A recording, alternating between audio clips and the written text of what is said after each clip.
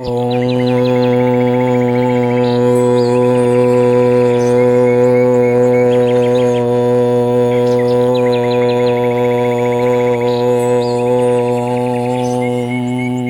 आइए करते हैं योग और जानते हैं योग के बारे में और योग क्या है, योग के प्रकार क्या हैं और योग का हमारे जीवन में क्या स्थान है, योग हमें क्यों करना चाहिए और कितना महत्वपूर्ण है। सुप्रभात मित्रों, गुड मॉर्निंग, सत श्री अकाल। कैसे हैं दोस्तों आप सभी? आशा करते हैं आप सभी मस्त होंगे, व्यस्त होंगे और जबरदस्त होंगे। तो दोस्तों आज 21 जून है, विश्व योगा दिवस है। तो आइए हम भी योग करते हैं और योग के बारे में कुछ जानते हैं। तो दोस्तों हमारे साथ इस पूरे वीडियो में बने रहें। आपका mister India wife super plus के नए वीडियो में बहुत बहुत स्वागत है।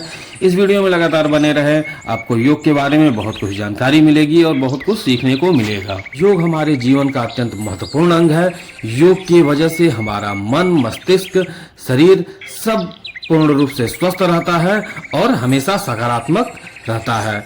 अगर योग के बारे में देखा जाए तो योग बहुत प्राचीन काल से भारत में घर घर पे किया जाता रहा है। ऋषि मुनियों ने इसको फैलाया और योग पूरे विश्व में भारत ने प्रसारित किया और योग भारत की ही देन है। योग के मुख्य रूप से 4 प्रकार और 8 अंग होते हैं। मुख्य रूप से अगर 4 प्रकारों को देखा जाए तो यह राजयोग, कर्म योग, भक्ति योग और ज्ञान योग के रूप में फैला हुआ है। कर्म योग के अनुसार हर कोई योग करता है, जो कि सबसे ज्यादा प्रसारित है।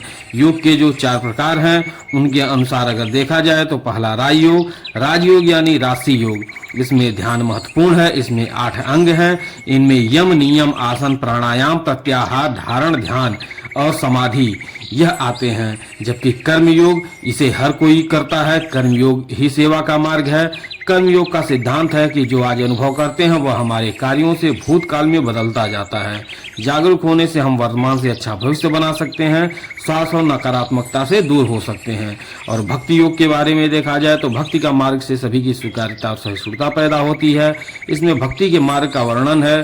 सभी के लिए सृष्टि में परमात्मा को देखकर भक्ति योग भावनाओं को नियंत्रित करने का एक सकारात्मक तरीका है। और अगर ज्ञान योग के बारे में देखा जाए तो भक्ति को मन का योग माने तो ज्ञान योग बुद्धि का योग है। यह ऋषि या विद्वानों का रास्ता है। इसमें ग्रंथों और ग्रंथों के अध्ययन के माध्यम से बुद्धि के विकास की आवश्यकता होती है।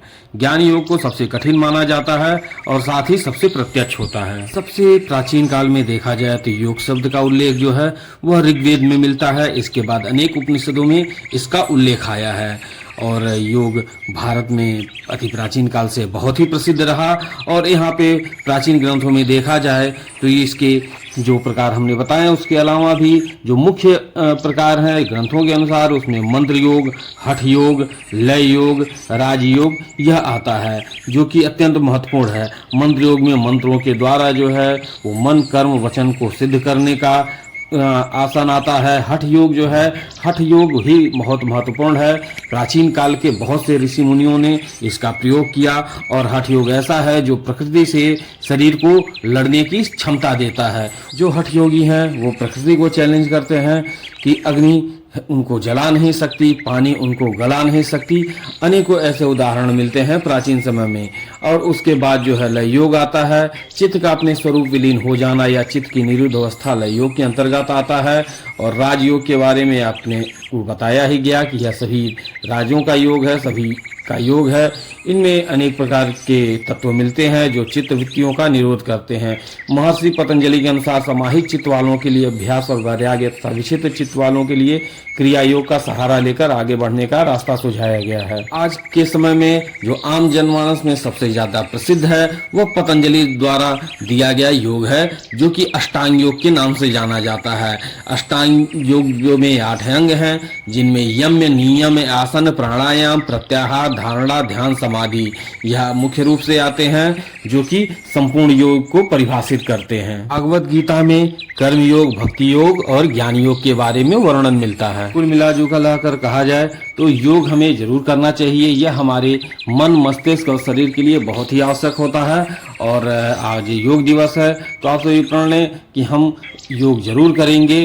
ज़्यादा नहीं, आधा 1 घंटे का ही समय रोज निकाल के सुबह में योग जरूर करेंगे, क्योंकि योग से हमारा पूरा जीवन जो है, पूरा व्यक्तित्व जो है वो परिष्कृत होता है। तो अगर हम चाहते हैं कि हमारा मन, मस्तिष्क, शरीर सबका सर्वांगीण विकास हो, हमारे व्यक्तित्व का सर्वांगीण विकास हो, तो हमें कुछ समय निकाल के योग रोज करना चाहिए और ज़रूर ही करना चाहिए। थोड़ा सा ही समय निकालिए पर रोज करिए योग।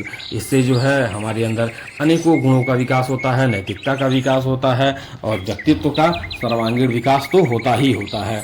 और जो हमारी मानसिक और शारीरिक समस्याएं हैं वो भी दूर हो जाती हैं। रोज योग करने से जो बहुत सारे लोग डिप्रेशन में जाते हैं वो भी समस्याएं खत्म हो जाती हैं। तो दोस्तों, आज का वीडियो आपको कैसा लगा हमें कमेंट करके जरूर बताएं। अगर नए हैं तो प्लीज़ सब्सक्राइब करें। मिलते हैं अगले वीडियो में।